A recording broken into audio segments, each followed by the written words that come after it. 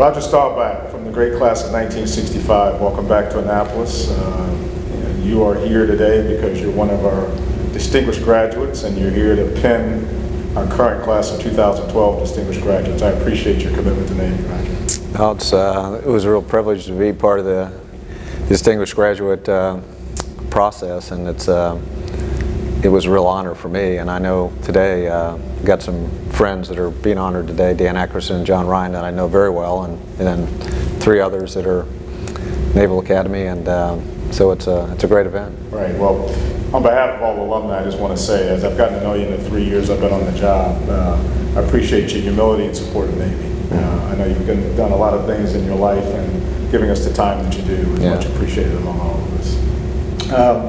You are a man with so many accolades that it's actually hard to piece through all of them, but I do know that the Naval Academy formed quite a foundation for you in your young years. And so if you don't mind, before we talk about all of your accomplishments, I want to go back to the time in the 1960s when you were thinking about the Naval Academy.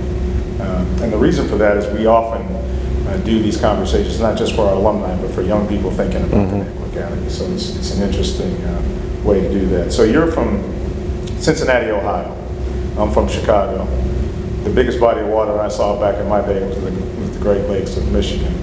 How did Navy attract your attention from Cincinnati, Ohio back then? Well, I saw the Ohio River. You know, that was actually, I was not really looking at the Naval Academy, and Rick Verzano was a football coach in Navy that came to recruit in Ohio, and the captain of our team, I was a co-captain of our football team, and the other co-captain was our starting center, and he was thinking about the Naval Academy. So Rick Verzano talked to him and saw the film and said, "I'd like to talk to your quarterback." And he said, "Well, yeah." Well, so they got me out of class, and I went down and talked to Rick, and Rick promised me a battleship when I graduated. But I really, I was really the beginning of being able to make a commitment to go visit the Naval Academy. And then when I went to visit, you know, I really, I don't know, it's just one of those things in life. It just made sense. I was really ready to go to Purdue. I had made a commitment that if I went to a Big Ten school, I'd go to Purdue, and so I you know, really lingered back and forth, and they talked to me about going to prep school, and then I wasn't interested in that.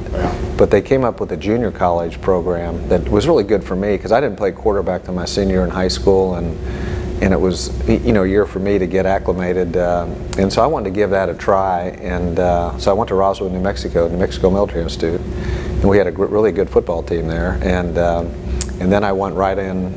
As long as you maintain a B average there, you would you're right into the Naval Academy. Okay. So it was a kind of an adventure, but it was the beginning of a process, and it really kind of helped getting that you know, military experience before I became a plebe at the academy. Right. And it still didn't solve my plebe problems, 'cause I still got quite a few demerits the first 6 months. I was in a rough company, you know. The 16th company was not friendly to plebes. So I was thankful I went to Roswell to at least know that I'm supposed to say yes sir, and shine my shoes and do everything else. Right. So this is a time in the country when we're just into Vietnam.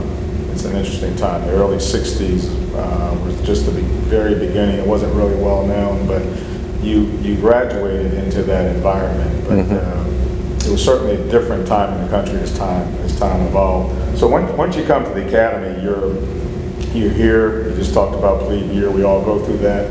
I don't recall whether freshmen could play varsity football back then. They could not. No, I was on the plebe football team, and we had a good plebe football team. Okay. Yeah. Tell me about life as a mid. I mean, we all know you're a Heisman Trophy winner. We all know all of the athletic accolades, but I don't know that we know what you experienced as a mid and how your character was formed while you were here in football.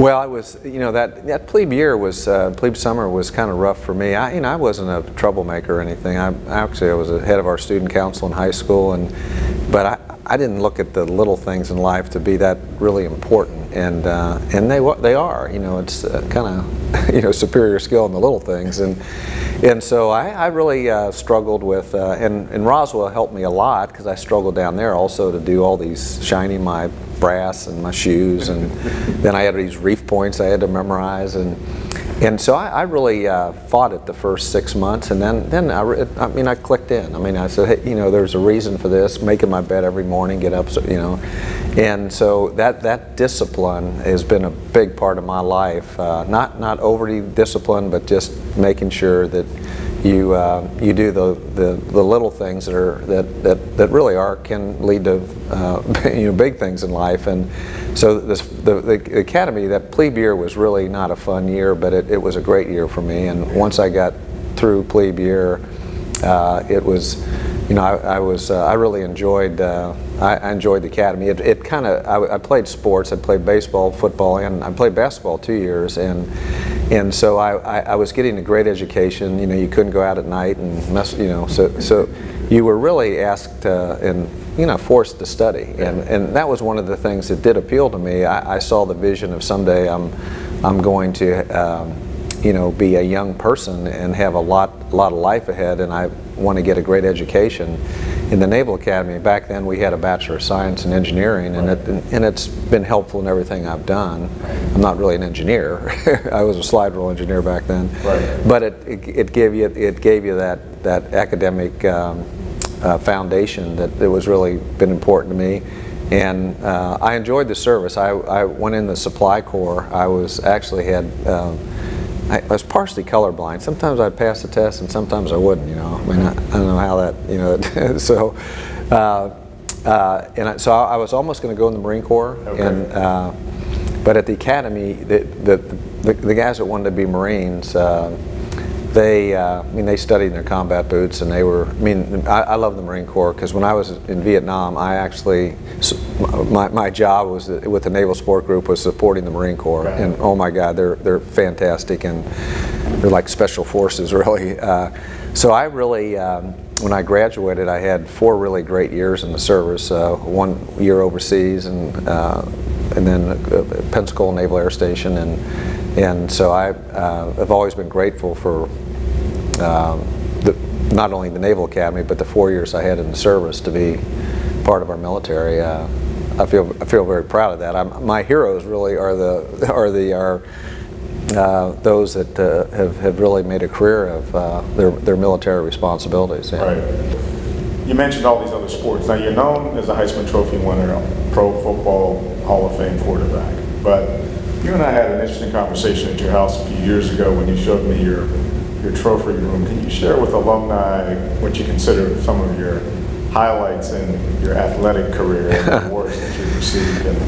Well, I was, you know, I was fortunate. We really had a good football team at Navy in 1963. We were number 2 team in the country. We lost on a Friday night to SMU down in Dallas, Texas, which still drives you.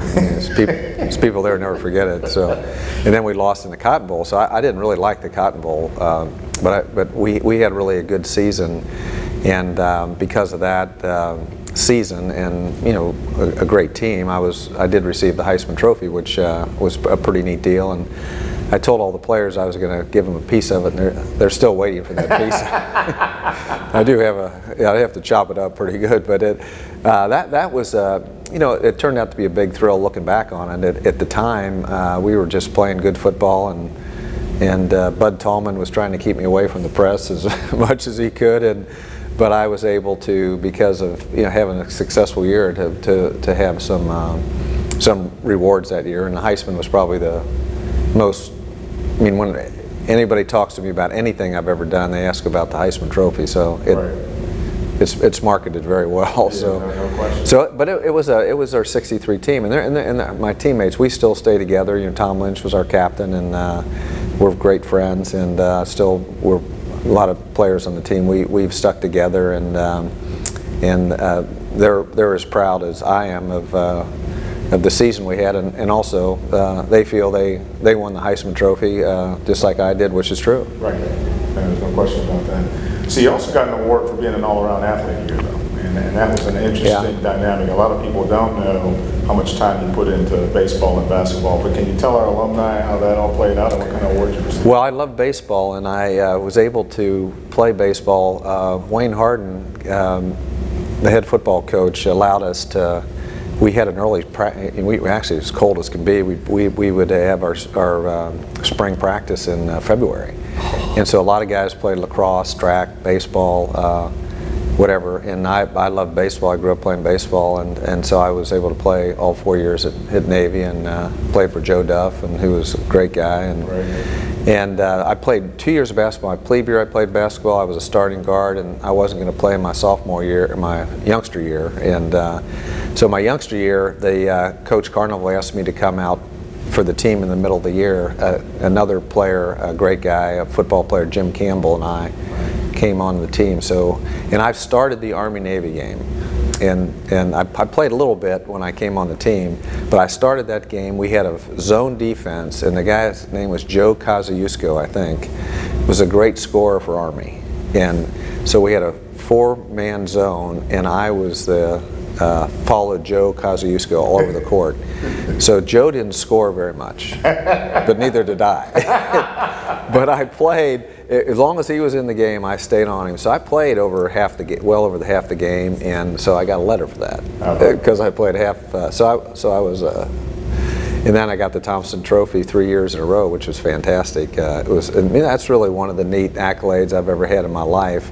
Was I have those little, they're nice representatives trophies in my trophy case at home, and I'm as proud of the Thompson trophies as anything I've ever done as an athlete. Yeah, that's which was amazing to me, given the trophy case, that you still remember your days. Yeah, oh yeah, yeah. Which we appreciate.